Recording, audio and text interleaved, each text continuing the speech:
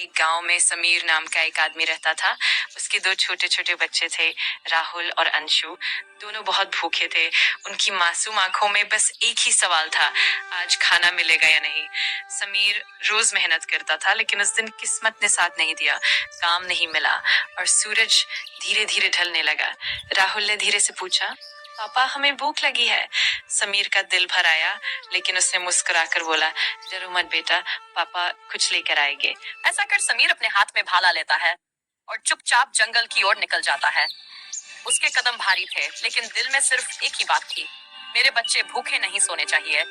जंगल गहरा था, चारों तरफ सन्नाटा। पेड़ों के बीच से आती ठंडी हवा उसकी चिंता को और बढ़ा रही थी। लेकिन समीर डर नहीं रहा था। उसके चेहरे पर डर नहीं, एक पिता का हौसला था।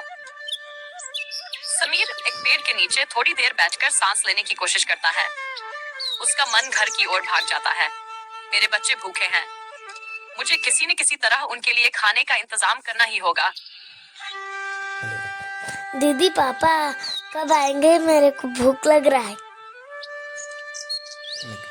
पापा जल्दी आएंगे भाई, तू चिंता मत कर।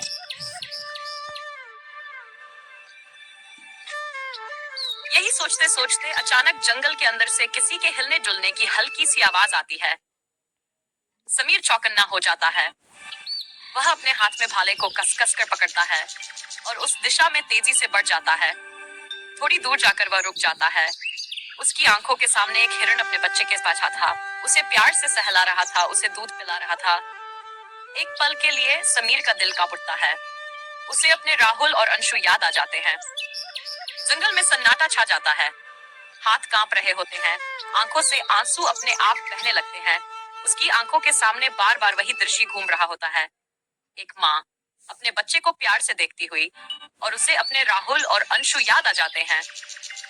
वह टूटे हुए स्वर में बुदबुदाता है, माफ करना, मैं मजबूर था। उसके आंसू मिट्टी में गिरते हैं और दिल में एक बोझ बैठ जाता है जो शायद जिंदगी भर नहीं उतरेगा। मेरी मम्मी मम्मी मम्मी।